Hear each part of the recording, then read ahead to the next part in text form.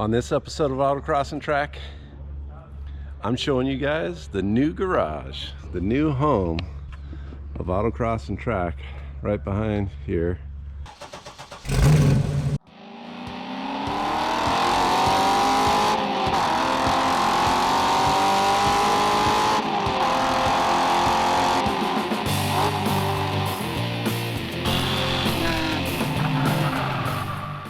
And the best part, that's 2-car garage door, 2-car garage door, 4-car garage.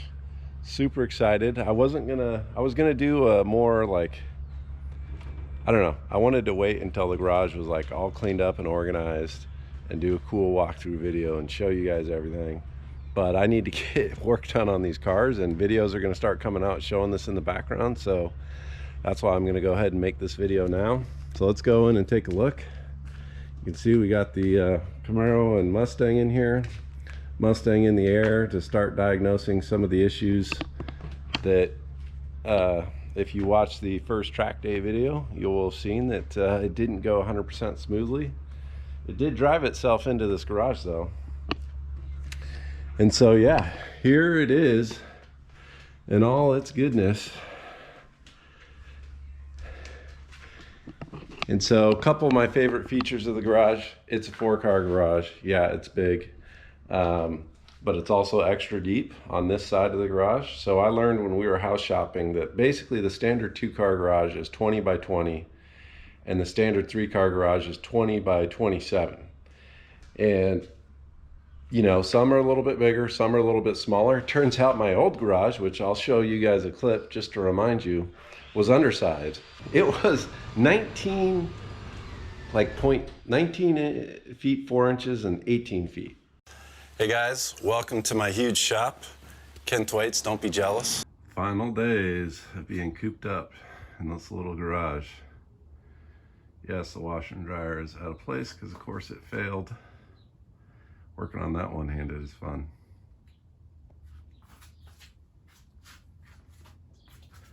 But this is an undersized 2-car garage that I try to keep both cars in, and tools and parts.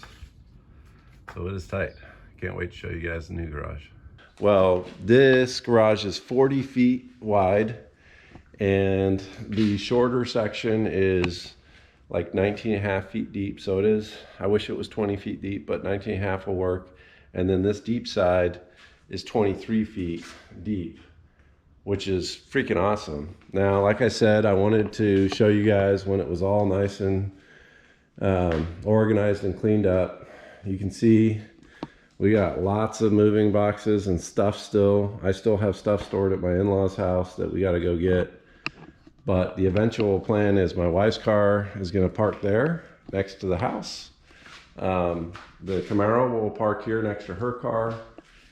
The Mustang will park here. You know, the Camaro Mustang I can switch back and forth as needed. And then this stall will stay open for projects.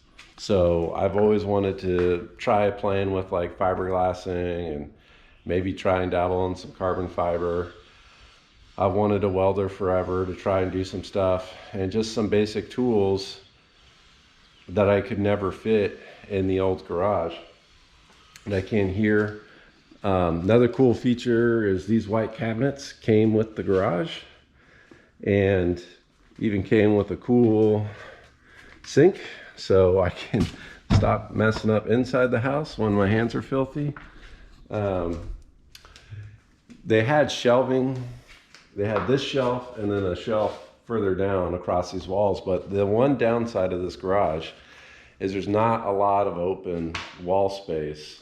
So I'd take that shelf out. I'd brought my workbench with me. That's on roller, so I can like pull that out now.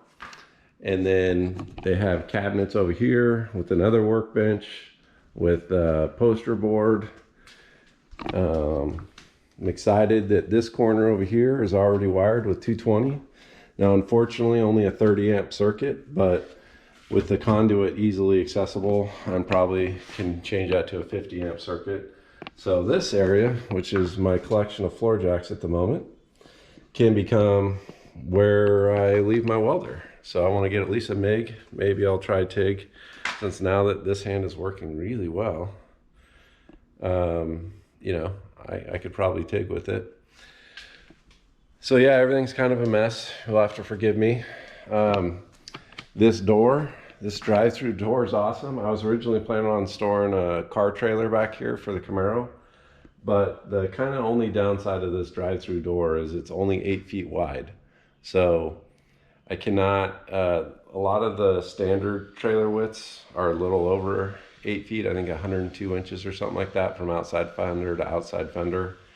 I did find one model that was going to be able to fit here with like 1.5 inches to spare on each side, but I'm working on getting a different trailer right now. When I get that, I'll show you guys, but I'll be storing it at family member's house. It's about 20 minutes from here, which leaves this open. My daughter right now likes to ride her scooter here in the backyard sometimes.